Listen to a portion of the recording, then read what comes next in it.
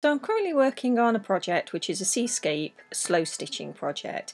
This is the image that I started with for inspiration. It was taken by my husband, and what I did was take the colours from the picture. I used a place called Coolers on the internet, and that picks out the different colours of pictures. It's really easy to use and it's brilliant. I recommend it. I went about by picking out lots of colours that were appropriate for the slow stitch piece, and I'm using some really tiny pieces of fabric. I used a wool background, just in cream wool, felted wool, and started off by adding some fabric pieces on top. Now, I didn't have exactly the right colour thread that I wanted, so I actually mixed my own thread there. It's not quite as easy to do as with paint, but you can see it got quite a good effect there, so I got that lovely purplish sky colour that I wanted, and I thought, because I wanted it to have quite a misty look to it, it's quite a moody photo, I decided to add quite a lot of tulle and net over the top of some of the stitching. I'm using really basic stitches, just very relaxing. The point is that it's supposed to be a very mindful exercise. It's a slow stitching exercise, and it's to help people be very mindful. So I'm going through the process to show people the process of layering fabrics, but just really being mindful when they're stitching to help mental health.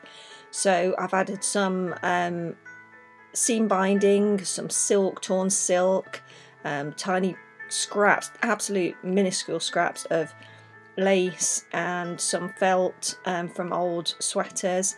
And then just to emphasize some of the different colours, I've added some little Swarovski crystals here. So this was just a tiny piece of lace and a little bit of silk that I added onto there, and then just added the crystals on top to emphasize the lovely yellow colour of the sun peeking through the clouds.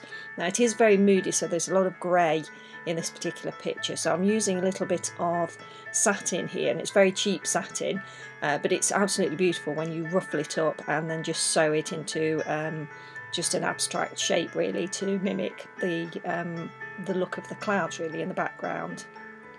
So I did use a lot of tulle and net in this particular project, and I found that if I scrunched it up, that made an absolutely beautiful sort of block of the grey, which sort of added to the misty look of the picture.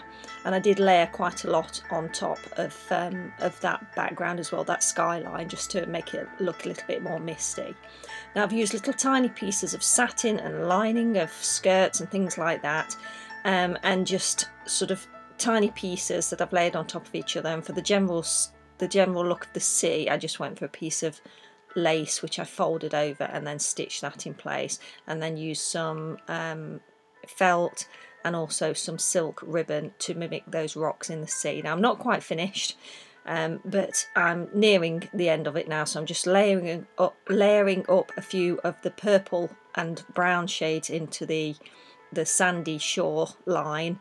And when that's finished, then the project will be almost done. I'm filming a few videos on how it's made, and the whole thing will be a course at the end. So if you're interested in seeing the details for that particular course, it's Seascape Slow Stitching for mindfulness and creativity.